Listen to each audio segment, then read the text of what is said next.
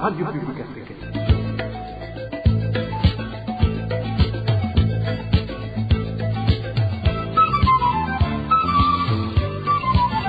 Radio Publique Africaine.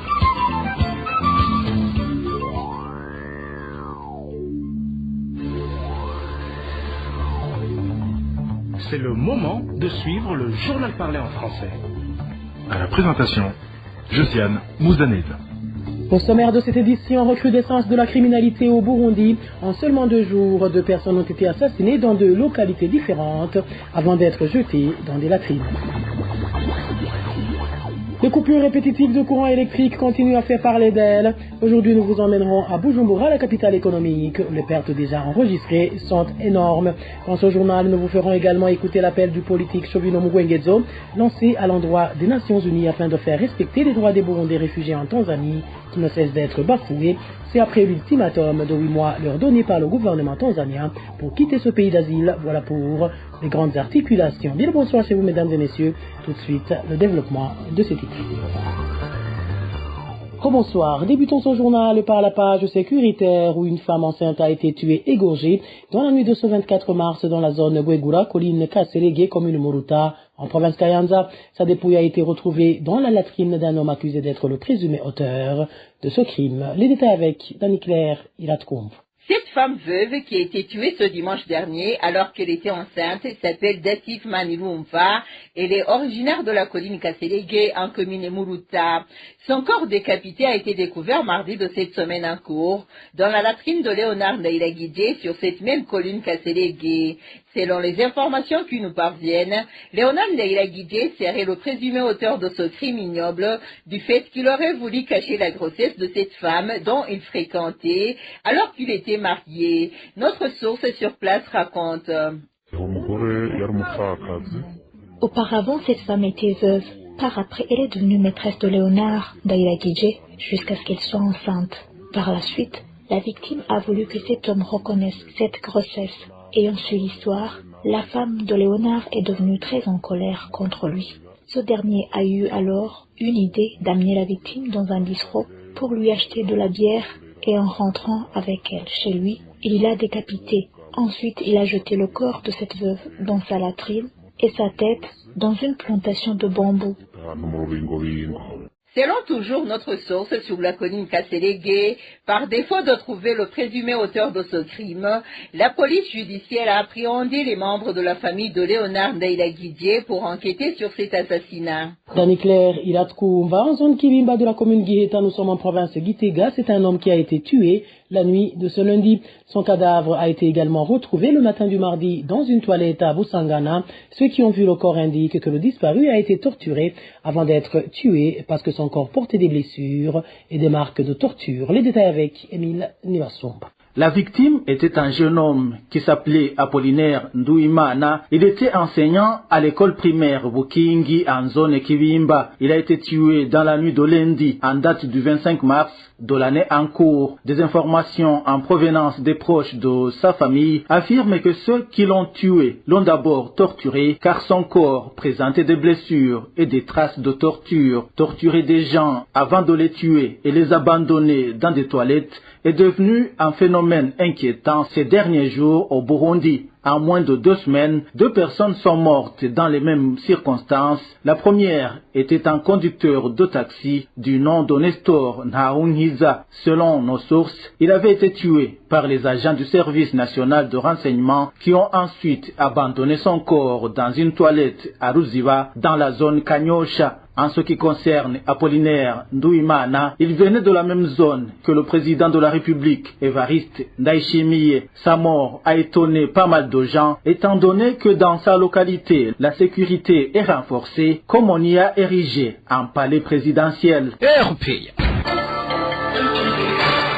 En page société, l'on parle des grognes et du désespoir au sein des citadins qui ont besoin de courant électrique pour travailler dans différents quartiers de la mairie de Bujumbura. Selon cette population, les pertes enregistrées sont énormes à cause du manque du courant électrique. Le point avec Elvis Nyomongele. Ce qui exerce les métiers nécessite le courant électrique dans différents quartiers de la mairie de Bujumbura, de Bwiza, Djabe Buyenzi, Rohero et autres sont dans une désolation totale. C'est le désespoir qui tire dans les visages de cette population. Et tout cela est dû au manque du courant électrique de la régie des eaux, qui n'est plus un secret pour personne, que ce soit pour ceux qui vendent direct, les bouchers, les coiffeurs, de même que les soudeurs, tous ne cessent de se lamenter sur cet habitat. Il y a de sérieuses grognes pour ceux qui utilisent le courant électrique de la régie des eaux des quartiers Bwiza, Nyakabiga, Jabe, Buyenzi, Rohero et ailleurs. C'est vraiment honteux. Par exemple, les coiffeurs n'exercent plus. Les bouchers ne cessent d'enregistrer des pertes car leurs viandes ne sont plus consommables. Les soudeurs n'ont plus de travail à cause du manque de courant électrique. Pour ceux qui vendent du lait, la situation est pareille car eux aussi, ils enregistrent d'énormes pertes. C'est vraiment la perte presque pour tous ceux qui utilisent le courant de la régie des eaux. Sur ce stade, toute une journée peut passer sans avoir le courant électrique. En cas de disponibilité, le courant ne vient que le soir, au moment où aucune activité ne peut être effectuée. La coupure du courant est observée à 7 heures du matin et le courant ne sera de retour que vers 19 heures. Donc vous comprenez que toute la journée sans courant électrique, c'est la perte pour ceux qui vendent du lait. Pareil pour les bouchers dont la viande passe toute la journée dans le frigo sans avoir de courant. Pour les soudeurs aussi, ils ne peuvent pas le faire le soir. Quant aux coiffeurs, personne ne vient dans leur salon du fait que le courant n'est pas stable. Pourtant, toutes ces personnes ne vivent que de ces métiers. C'est aussi à travers ces métiers qu'ils aident leurs familles, que ce soit les frais scolaires, les loyers, les ratios, les soins de santé et autres. Mais tout cela ne peut pas être possible sans courant électrique. C'est vraiment honteux. Chagrinée, la population demande au gouvernement de sortir de son silence pour essayer de résoudre ce problème car c'est honteux de voir que même les services de la mairie de Bujumbura sont souvent suspendus à cause du manque du courant électrique. Nous demandons au gouvernement de prendre en main ce problème pour que le courant soit disponible, comme il ne cesse de répéter souvent que le courant va être disponible. Imaginez vous-même, en mairie de Bujumbura, on y trouve souvent des longues files de gens qui attendent d'être servis. Les services sont souvent suspendus et quand nous demandons pourquoi, on nous répond que c'est à cause du manque de courant électrique. C'est dommage. C'est une situation qui est très honteuse. Pourtant, la direction de la régie des eaux, dirigée par Albert Manigomba, ne cesse de promettre à la population que le problème du manque de courant électrique va être résolu très bientôt, ce qui n'est jamais le cas. Merci à toi Elvis. Niomungele de Bujumbura cap sur Rumonge où les habitants de la sous-colline Nyabigonzi, colline Karagara en zone Buruhukiro de la commune de Rumonge, dénoncent la distribution du sucre par le représentant du parti CNDD-FDD sur cette colline. Ces habitants indiquent que ce mercredi, le sucre a été vendu uniquement aux membres de ce parti au pouvoir. Les détails avec Eloge Divin Remish. Ferdinand Kaboula, représentant du parti CNDD-FDD au niveau de la sous-colline Nyabigondi, est pointé du doigt par la population d'être responsable de la mauvaise distribution du sucre. Notre source dans la zone Buruhukiro indique qu'une réunion des membres du parti CNDD-FDD a eu lieu dimanche dernier et a décidé que lors de la prochaine distribution du sucre, seuls les membres du parti au pouvoir se trouvant sur la liste seront servis. Ce qui nous a plus étonné, le jour où était prévue la distribution du sucre, le représentant du parti CNDD-FDD sur la sous-colline Nyabigondi a recommandé à tous les responsables locaux de ce parti de faire des listes des membres qui étaient présents dans cette réunion et a ajouté que seuls les membres qui étaient présents auront le droit d'acheter le sucre. Ce mercredi, on a distribué le sucre et on a amené les listes. Si tu ne figurais pas sur la liste, tu n'avais pas droit de recevoir du sucre. Les habitants de la zone de Buruhukiro demandent que ce comportement soit éradiqué et que toute la population soit traitée sur le même pied d'égalité.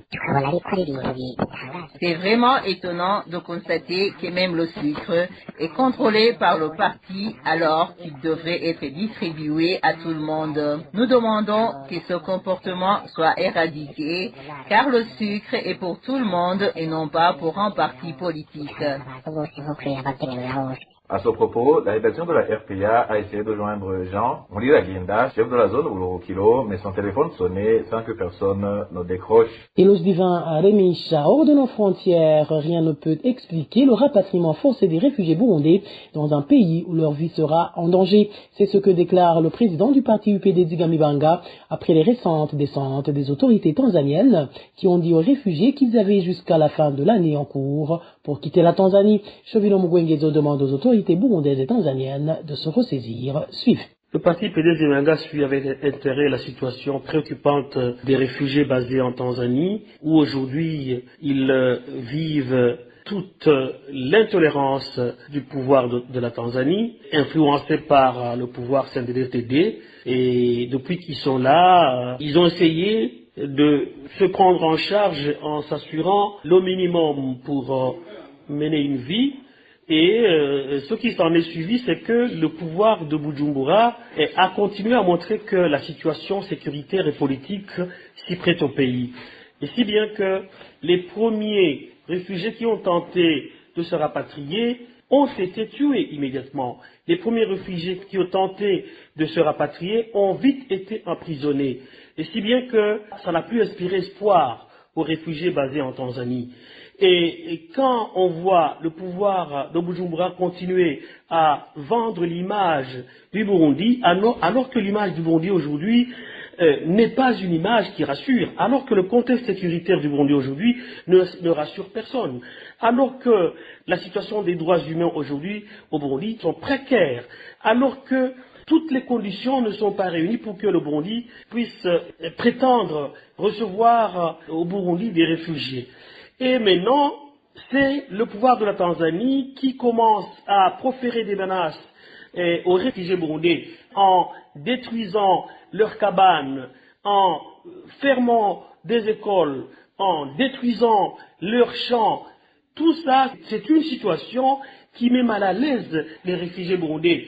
C'est pourquoi nous lançons un appel vibrant à la Tanzanie pour qu'ils puissent se ressaisir et à laisser ces réfugiés mener leur vie, à laisser ces réfugiés et continuer à scolariser leurs enfants, à laisser ces réfugiés continuer à s'organiser en attendant que au pays la situation puisse changer.